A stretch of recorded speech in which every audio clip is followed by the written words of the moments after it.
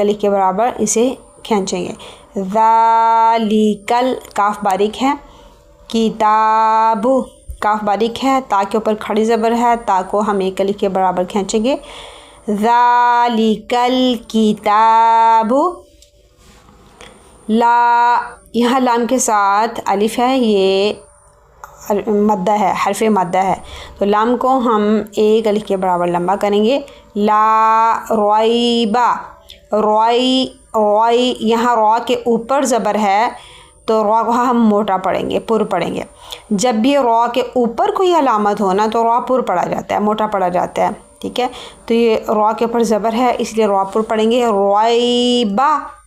لا ریبہ. اور یا ساکن سے پہلے زبر ہے, تو یا ساکن سے پہلے جب زبر ہو تو یہ حرف لین ہوتا ہے.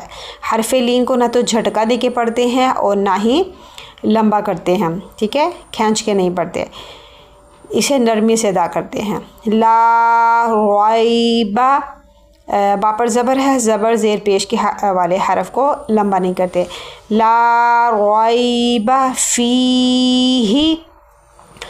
یہاں فا کے بعد یا ہے, یا ساکن. ٹھیک ہے, یا ساکن سے پہلے زیر ہو تو یہ حرف مدہ کہلاتی ہے اور اسے ایک الف کے برابر ہم کھینچ کے پڑھیں گے. فیہ. ہا کے نیچے زیر ہے, ہا کو لمبا نہیں کرنا.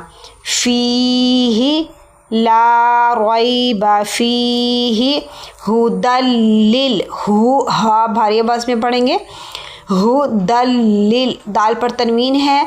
ٹھیک ہے, اس کے بعد آگے دیکھیے لام تشدید والا ہے اور لام حرف یرملون میں سے ہے. تنوین کے بعد جب حرف یرملون آ جائے تو پھر وہاں ادغام ہوتا ہے. ٹھیک ہے, اور دال کے بعد جو یا ہے یہ بالکل خالی ہے, اسے نہیں پڑھتے, نہیں پڑھیں گے. تو یہاں ادغام ہوگا ہدی. یہاں دال کو لام کے ساتھ ملائیں گے. ہدی متقین. متقین. قاف موٹا پڑھیں گے. اب یہ حرف مدہ ہے کہ یا ساکن سے پہلے زیر ہے, قاف کے نیچے زیر ہے, تو یا ساکن سے پہلے جب زیر ہو تو یہ حرف مدہ کہلاتا ہے. تو ہم قاف کو ایک الف کے برابر لمبا کریں گے. للمتقین.